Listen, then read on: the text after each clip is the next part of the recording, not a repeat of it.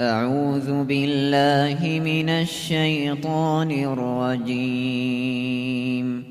بسم الله الرحمن الرحيم. بسم الله الرحمن الرحيم. الحمد لله رب العالمين والصلاة والسلام على رسوله الكريم وبعد. Barakallahu feekum, brothers and sisters, for coming out today. I apologize for being a tad bit late. Inshallah ta'ala, if we go over, it'll just be maybe by 10 minutes, if that's the case. And this is permissible to, inshallah ta'ala, go over a little, delay the salah slightly if you're seeking knowledge. So we hope that Allah subhanahu wa ta'ala counts us amongst those who are seeking ilm tonight, inshallah ta'ala. Tonight I want to talk about living for others. And the reason why I would like to talk about this is because it's such a broad topic. But for me, Allah has inspired me, I believe, and Allah knows best, to make a small effort to try to, challenge myself as well as the Muslims to do better. So I want to look at a famous text, just the beginning of it. A very famous text is called Usul Thalatha, the three fundamental principles, and try to define some terms. And when I say define terms is try to understand the text in a context that fits our experience. Because what's important is that we have to define our individual growth experience, both as human beings individually, but also as the Ummah of the West, the Muslims who live in the West collectively. So the text itself is in Arabic. It starts out, inshallah ta'ala, Bismillah ar-Rahman ar-Rahim, I'lam rahimakullah. أنه يجب علينا تعلم أربع مسائل. الأولى العلم وهو معرفة الله، معرفة نبيه، معرفة دين الإسلام بأهل الله. الثانية العمل به. الثالثة الدعوة إليه. الرابعة الصبر على عذابه، ودليله قوله تعالى والعصر إن الإنسان لفي خسر إلا الذين آمنوا وعملوا الصالحات وتواصوا بالحق وتواصوا بالصبر. So the text is this. The Shaykh Muhammad ibn Abdur he says, "Know, may Allah have mercy on you, that it is obligatory upon you to have knowledge of four matters. The first is to have knowledge of Allah, knowledge of His Prophet, and knowledge of the religion of Islam with proof. With proof. This is just number one. Knowledge of Allah, knowledge of His Prophet, knowledge of the religion of Islam with proof. The second is to act upon that knowledge. The third is to call to that knowledge. And the fourth is to have sabr, be patient upon that path of calling. So as for the first matter, knowledge about Allah, knowledge about His Prophet, knowledge about the religion of Islam, bi'adillah, with proof. So many of us, we debate, the Muslims have spent centuries debating about Allah subhanahu wa ta'ala. Should you follow Abu Hassan al-Ashari, right? Ashari Aqidah, Abu Mansur Maturidi, do you follow the Maturidi Aqidah? Is the Athari? And we distinguish brothers and sisters based on this esoteric belief system. We say, Akhi, stay away from him, he's Ashari. Stay away from him, he's Athari. And a lot of the times, the masses of Muslims don't even know what these titles mean. They don't know. They grow up believing Allah, wahid, Allah's one. And really, it's all debatable, right? So you can say you have yaqeen, that you're Maturidi or you're Athari, or however you decide to believe in Allah. All we know for sure is that Allah is Al-Khaliq and Mawjood. He's the creator, He exists, and He's one. That's all we really know. So for us to divide ourselves over what kind of men we follow, do we follow Abu Mansur, Abu Hassan al-Ashari, who we follow, this is all part of Shaitan's plan. Now, we're going to build up to how this relates to us living for others. We're going to build up to that. Inshallah. And I want to be very careful. I brought some notes just because I want to be careful with what I say, because this topic is so sensitive and delicate, and we can't do it justice in a half an hour. So this is in terms of knowledge of Allah subhanahu wa ta'ala, is this, we should know that He is Al-Khaliq, He's Mawjood, He exists, and that He is one. This is sufficient. Whenever you divide along lines that have to do with something that ghaib, the unseen, that doesn't have definitive text, and it has ikhtilaf, the greatest scholars of Islam have debated about it, then we should stay away from it. In terms of having knowledge of the Prophet sallallahu alaihi wasallam. The first thing we say is, stop telling us that Rasulullah sallallahu alaihi wasallam was a warrior. Stop telling us he was a warrior and a soldier and a general and a commander of this army and that army. This has to stop. Rasulullah sallallahu alaihi wasallam was a warrior. He was a standard bearer. He was a soldier. He was a commander. He was a general. So when he woke up in the morning, he was a commander and a general and a soldier and a warrior. When he went to bed at night, he was a soldier and a warrior and a general. Every day when he ate food, is this what he was all day, every day? You see, this comes from an inferiority complex from the Muslims that we have to keep bringing this up. Yes, Rasulullah sallallahu alaihi wasallam, he fought battles for Islam, for Allah. Yes, he commanded armies. Yes, he was a warrior and a general and a soldier. This much of the time. This much of the time. What we understand from the life, from the seerah of Rasulullah sallallahu alaihi wasallam, is that he was a devoted grandson, nephew, father, brother, loyal friend, and servant of the people. This is what we know 90% of the time. Look at his life. Look at his seerah. So the first thing we have to begin to do, and the people, if you think it in your heart, astaghfirullah, then you have misunderstood his life. If you think it in your heart, astaghfirullah, you have misunderstood his life. You know, Allah doesn't make mistakes. He put you here for a reason. So when we take his life and we say he was a warrior, commander, general, and that's all we say, we do an injustice to his life. We do an injustice to his life. So having ma'arif, having this true knowledge about Rasulullah sallallahu alaihi wasallam, is having knowledge, and I'll continue to say this, about the states and conditions of his heart. About the states and conditions of his heart. Sometimes that led him to fight disbelief. Yes, sometimes it led him to fight disbelief. But what did it do to his heart? What did his heart do to his actions most of the time? It led him to be a person who had forbearance and gentleness, who beautified himself for the people, to serve them. So having knowledge about Rasulullah sallallahu alaihi wasallam, we want to take away all of the bravado and all of that machoism that has destroyed this ummah up to this point. Let's remove it. Let's say the reality is, sometimes the Muslims have a right to fight for themselves. Now, this is hot. But for you and I to sit here, and every khutbah we hear, every halaqah we hear, is how Rasulullah and his companions were warriors, it does them an injustice. Now, it does them an injustice. We said, the poet, he said, لِكُلِّ مَكَانٍ مَقَامٍ وَلِكُلِّ أَعْمَالٍ الرِّجَالِ, that every place has a model, and that for every job, there's a man who's right man to do it. So you and I, what is our model? And what is our job here in the West? And this is, for me, my personal expression of Allah knows best. What we need to do is that we need to first understand, put it in its proper context, that he was a commander, general, warrior. But when we make him that, we make him one facet. He was multifaceted. He was layered. So having knowledge about Rasulullah sallallahu alaihi wasallam, let's look further than what some of our teachers have even taught us. When we know him, we think about Ta'if, right? We think about him going to give da'wah, being stoned for 3 miles, almost to death. What was he then? A spiritual warrior then. Do we talk about that?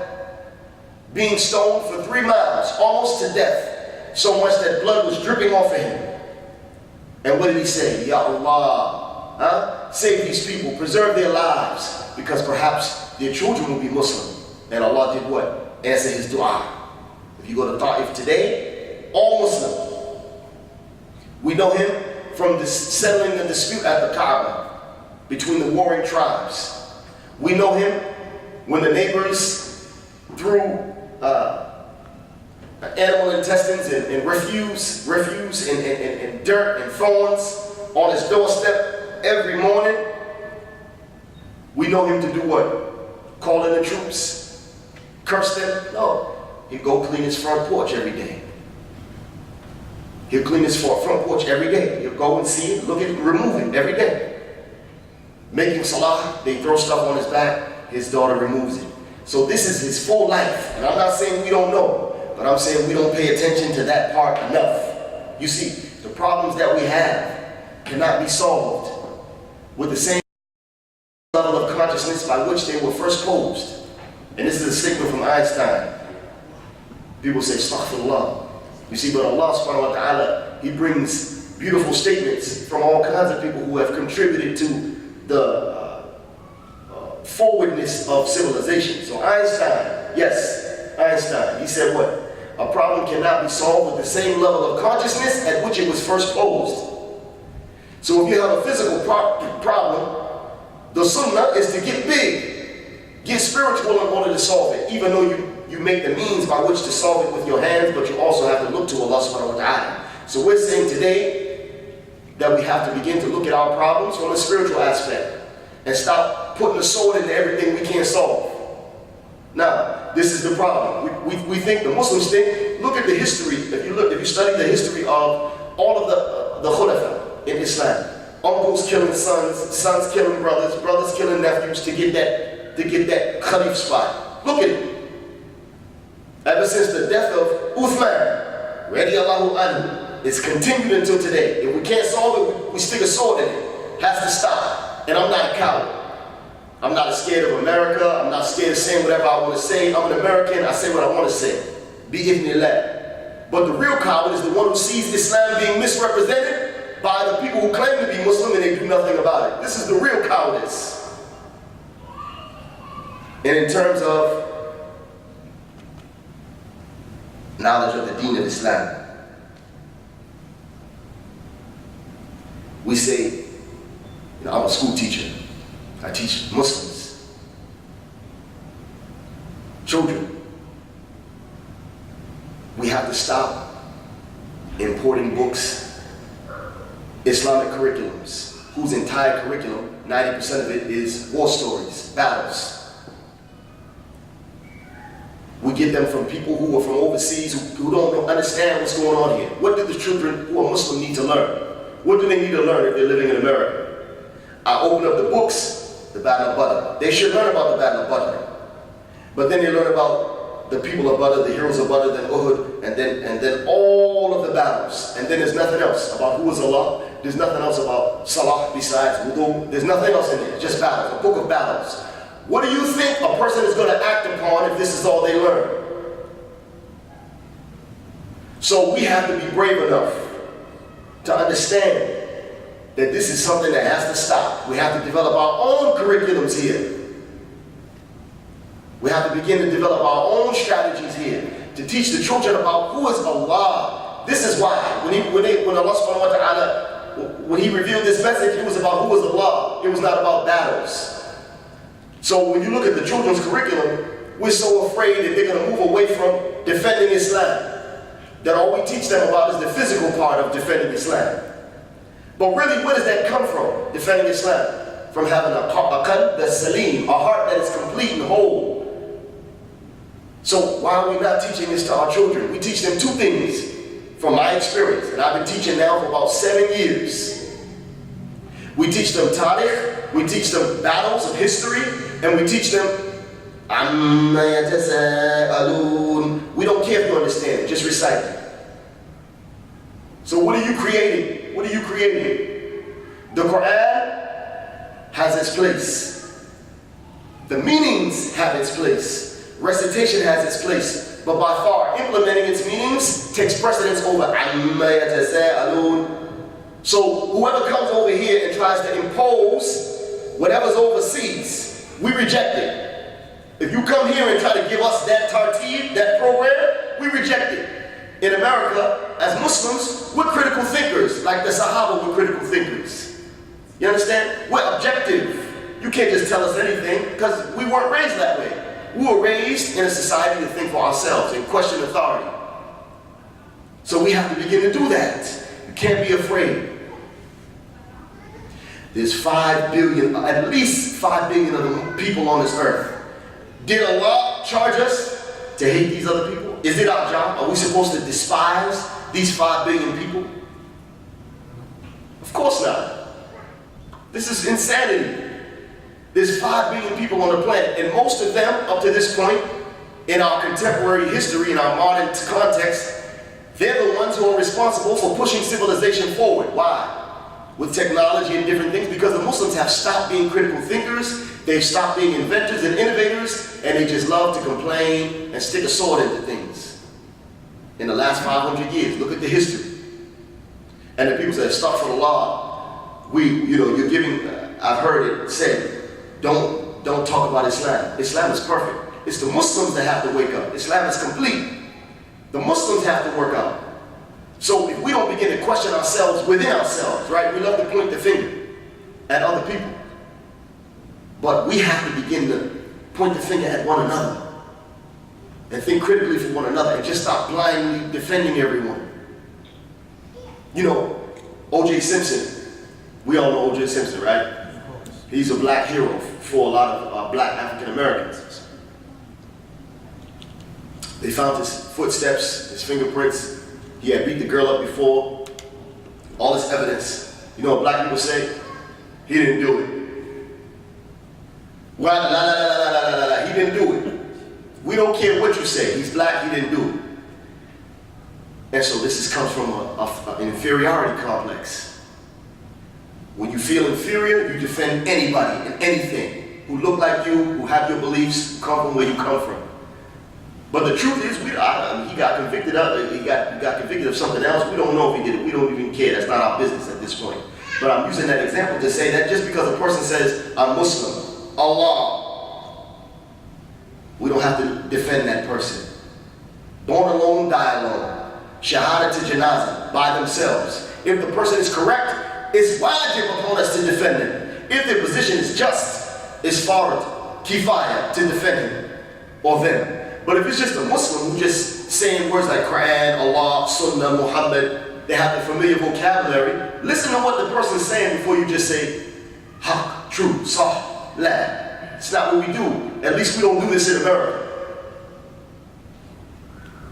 So this is just Allah subhanahu wa ta'ala, knowledge of Allah, His deen, and the Prophet sallallahu alaihi wasallam. It has to be reevaluated where we're at today. It has to be. And I'm not a person who hates the Sunnah. I love the Sunnah. I wear kufi every day. I have my beard everywhere I go. I don't just wear it when I come to the masjid. When I go to the supermarket, I got a beard. My wife is a hijab all the time. I love the Sunnah. So I'm not sitting here as a person who's saying, let's apologize for the Sunnah. Let's apologize for Islam. No. We stand up for Islam. Against whoever. Because guess where we're going? To the top. Doesn't matter. We're going to Jannah. Whatever happens. But if we want to live on earth and bring justice, Allah subhanahu wa ta'ala, He sent the Sharia for justice. He didn't send it for blind affiliation or just blind following. He sent it to bring justice. Al-istislam lillahi bi-tawheed, al-anbiya lahu bi-ta'a, al-bara'atu min ash-shirk wa ahlihi. Allah said that what? The ulama say that Islam came to establish the monotheism of Allah. And then act upon that, be obedient to Him. And then stay away from polytheism and its people. This is the framework that we follow. But anything other than that, we must be just and equitable between one another. All of humanity. So, excuse me, al-amalu bihi. We have the knowledge. How are we going to act upon it? You see, if the knowledge we have is about history and battles and all of this conflict, then naturally what you're going to think you have to act upon is conflict. You know, every Muslim feels as though he has to be Salahuddin, right? If they mention something about some fitna with society or the world, you feel like you have to quote a hadith and feel like you need to be a hero. you need to be chivalrous in a brave way and make blind statements about violence, or this is foolishness. It's foolishness. Do not take what's going on overseas as a reference point. Because if these countries, all of the Muslim countries, if they had it together, then the children wouldn't be illiterate, the men, adults would have jobs. If they had it together, if they were following Sunnah and Sharia, Islam truly, then the children wouldn't be illiterate and the people would have jobs and there would be peace. But there's violence in the street because the Muslim leaders are tyrants and the people are illiterate and have an inferiority complex, and poverty makes people violent. Poverty makes people violent. So we can't take them as a reference. Now we have to begin to shift, right? We used to look at them and say, SubhanAllah, lead us. But now we have to begin to shift and say, we are role models now. Because we have what? We have some semblance of freedom, of thought, of religion, of economy, of worship. We talked about this the last time I was here. So we have to shift from being followers to being leaders of the ummah. Wallahi. And this is the way we have to put our children upon this tartib, that you're going to be a leader of this ummah. Not necessarily a khalifa with a sword, no. But a person with a degree that speaks to the effort of all those who came before you. You use that legacy to move forward and to think critically and to solve problems. So when you say to your children, you're going to be leaders, I brought little Muhammad, he's one of my students. May Allah preserve him. Him and his family, mashallah ta'ala, beautiful people. But what I'm trying to tell Muhammad is, he said he wants to be a forensic detective. May Allah make you that. Ameen. And this is what we need. People who are going to be Muslim and contribute to society like this, right? So that when we call 911, Muslims show up. Alhamdulillah. You know, you have some people say, Astaghfirullah, it's haram to be a police officer in America. Where do you get that from? It's haram to be a firefighter because you have to shave your beard. Okay. So let's not call no firefighters when your house catches fire, let's not call them firefighters. It's not practical thinking. So we have to begin to shift away from this mentality that all of our problems are solved from the ulama over there. When I was there, and I'm going to continue to say this, the short time I was there, studying with the ulama, and may Allah preserve them and increase them, Ameen. They told me, we don't want to come and solve your problems. That's why we want people to come here, get the knowledge, and you solve your own problems. Because we don't know the environment. The real acting upon knowledge, brothers and sisters, is planting trees under whose shade we do not expect to sit. You understand that? Planting trees under whose shade we do not expect to sit. So we plant the tree for the benefit of someone else. I'm going to plant this tree and walk away, and someone else is going to benefit. This is Islam.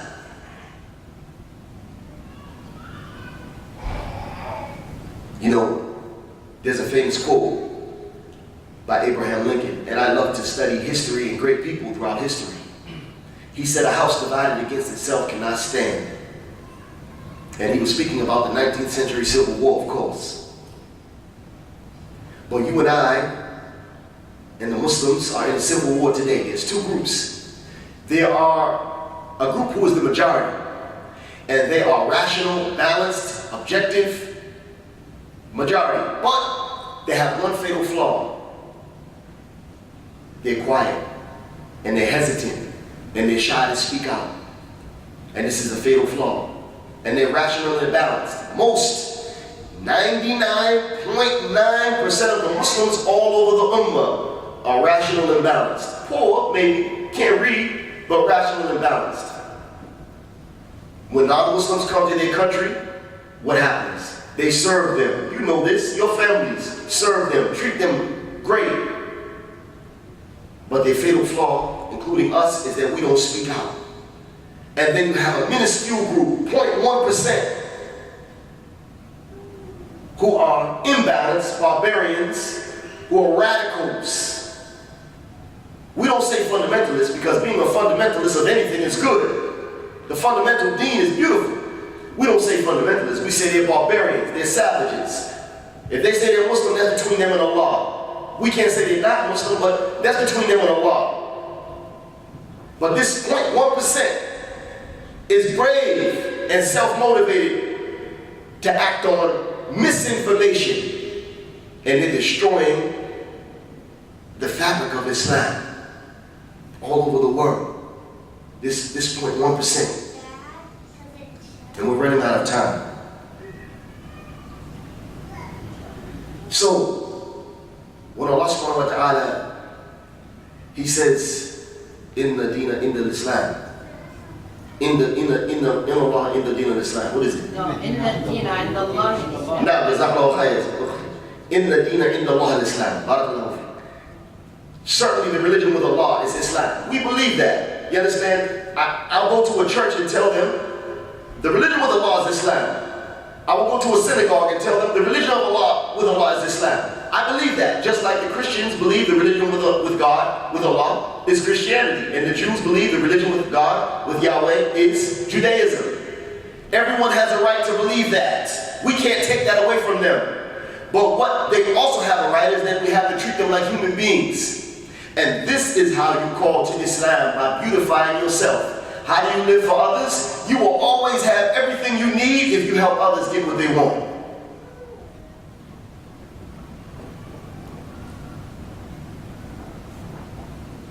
You know, greatness is deposited into each one of us, not to stay, but so that it can flow through us into other people. How do we demonstrate the greatness of Islam? How do we demonstrate the greatness of Islam? By beautifying ourselves first with our households. If you're not practicing Islam in your household, then you're not making no difference. Don't come to the masjid and Allahu Akbar, and you go home and your household is in shambles. Your husband is doing this, your wife is doing that, your children, they don't know nothing about Allah. How are you making the difference? Because you're praying. You're selfish if you just come here and you make your salah and that's it. Fortify your household first and foremost. This is how you contribute to society.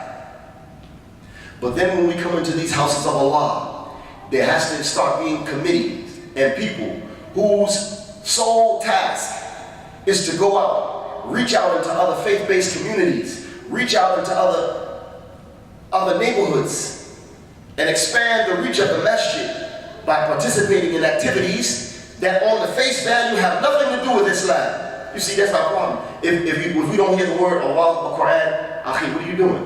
Why are you there? Why are you doing that? But we have to expand the reach of the masjid. In America, this is what we have to do in America. It works differently in America. You understand? Things just work different, and you love it. That's why you're here. Don't tell me, Astaghfirullah, Akhi. You're here because you love the way America works. I didn't have a choice. I was here because they kidnapped my forefathers and brought me here. You got on a plane and came here because you love it here. Don't tell me you don't. So alhamdulillah, while we're here, let's make it work. Let's make it work for us. Why do we want to make it hard for ourselves? Let's make it work. You know, one of our brothers, he mentioned 2-3 weeks ago, whenever I was here, that there are a lot of components of Sharia in the United States Constitution. That's just the truth. And the best parts of democracy are already built into Sharia.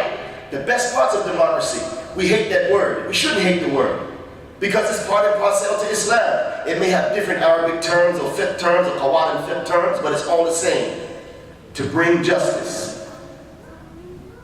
And if there was justice being brought in other parts of the world, we'd be there. But what happens when a Muslim, he says, I'm leaving America? What's he say? Oh, I'm making hijrah. Where you going? Canada. No one wants to go back where the fitna is. That's just the truth. Why? Because they haven't gotten it right. So we have a great opportunity now. You know, in the past, and I'm going to end here, inshallah, much more, but we'll end here. The Prophet ﷺ, he said, the greatest generation, of course, is his generation. And we don't reject that. We embrace that. But he also said, I can't wait to meet my brothers. And they said, who is that? He said, they said, us. The companion said, us. He said, no, those who come after you and they will believe in pages. They have never seen me. They'll believe in pages. And he said, who do you think has the most amazing faith? To his companions. Who do you think has the most amazing faith? He didn't say the deepest faith. He said the most amazing. They said, the angels, the malaika. He said, what stops them from believing when they're with their Lord? They see Allah subhanahu wa ta'ala. They said, okay, then the Anbiya, the prophets. He said, la. What stops them from believing when they communicate with Allah subhanahu wa ta'ala? They receive wahi.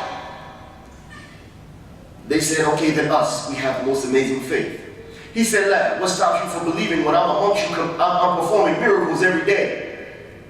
Those who have the most amazing faith are those who come after you, who will believe in Allah subhanahu wa ta'ala and believe in me, having never seen me or witnessed my miracles. All they have is this sunnah, this book, Kalam Allah, the speech of God. That's it. They have the most amazing faith. You and I, what will we do with it?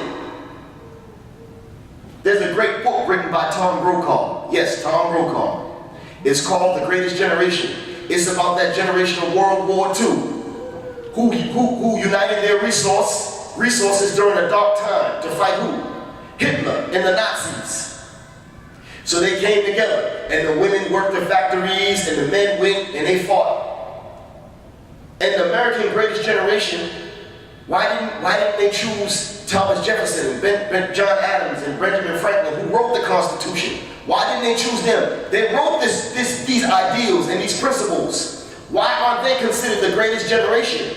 Because the World War II generation that Tom Brokaw spoke about, they were able to implement and act upon what that other generation had only wrote theory about.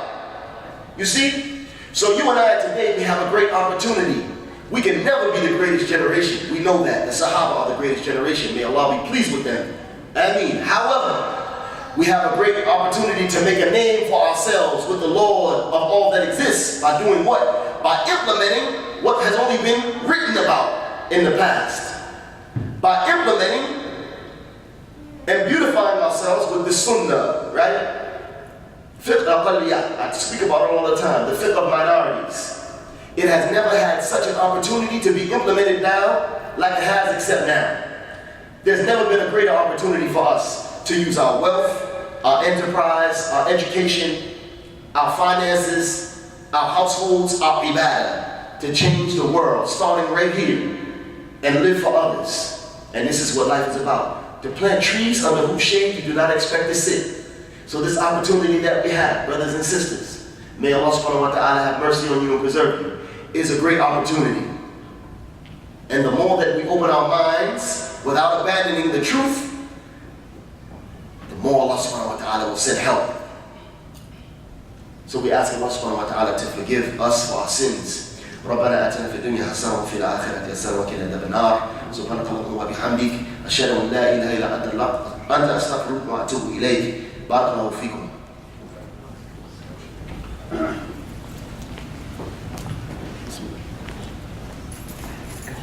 Now, I apologize.